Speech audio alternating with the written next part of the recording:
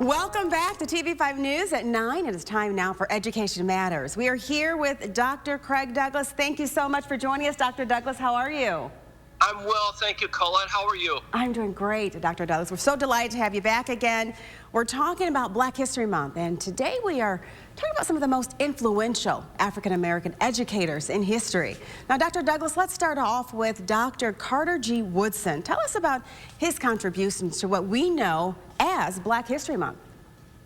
Fascinating individual, Colette, full of resilience and energy. His lifespan, he was born in 1875 and passed in 1950. He worked before entering high school. Let that sink in. Wow. He worked in the coal fields of West Virginia and started high school when he was 20 years old. He was already self-educated, so he raced through high school in just 2 years. And then he quickly entered college, ascended through bachelor's and master's degrees, and culminated in a PhD from Harvard. What's significant about that? Just the second African-American ever to earn a doctorate from Harvard, and the first one ever to have been born by parents who were slaves at one time. So he embraced the challenge of identifying and honoring his heritage, African-American leaders. So his efforts went full throttle into history and established an organization known as the Association for the Study of African-American Life and History. That was founded around 1915. Then he started publications. He published the Journal of Negro History in 1916 and the Negro History Bulletin in 1937. For all of his efforts, many people refer to Woodson as the father of Black history.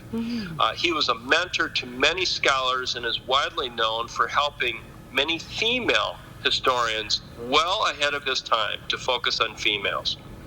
Dr. Douglas, let's move on to activist Maxine Smith. How did she, as a teacher, help advance the civil rights movement? I chose Maxine Atkins Smith, who lived from 1929 to 2013, because she had a kind of a different pathway than Carter Woodson. She finished high school early at age 15 and quickly earned college degrees in biology and French, and I'm fascinated by the diversity of those two rigorous areas of study. She taught at the college level, and then she applied to work on her doctorate at the University of Memphis.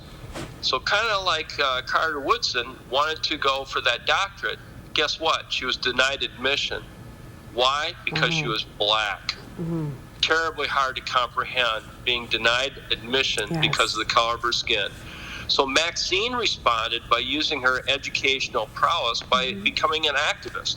So she joined the civil rights movement, joined the NAACP, and ascended to the role of executive secretary of the Memphis branch of the NAACP. She remained in that role for over 3 decades. And then later, Maxine helped desegregate the Memphis school system and reportedly personally took students, African-American students, to school herself to help implement desegregation, most likely at high levels of risk and personal cost. Later, in 1971, she was elected to the Memphis School Board, and she was the first African-American to do so. She stayed on the board till 1995, actually ascended to the presidency for her last 2 terms, and ultimately was appointed to the Tennessee Board of Regents, kind of like our State Board of Education. They oversee many of the public colleges and universities. So she took her activism and turned it into governance. Yeah, I love that. Fascinating, Dr. Douglas. Now, our schools and our kids' education rely on policies enforced by the government. Now, Dr. Rod Page served as Secretary of Education under President George W. Bush. So how did he rise through the ranks, and what policies did he oversee while he was in that position, Dr. Douglas? Yeah, as a school superintendent, of course, Dr. Page was our Secretary of Education during part of my tenure. Dr. Page was born in 1933 and is still living.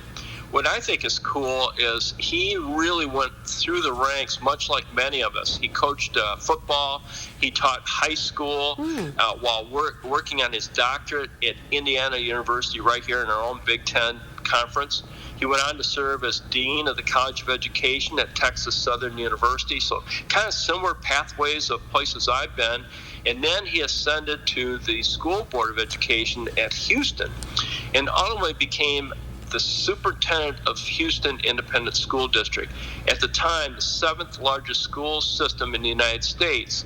It was then that he was named Superintendent of the Year in 2001, and recognition of his leadership, and then President Bush named him Secretary of Education, making him the first school superintendent to serve in that role and the first African American to serve in that role. So in honor of Black History Month, I selected these 3 individuals for their unique pathways and for their trailblazing resilience in providing opportunities for all of us to be better people.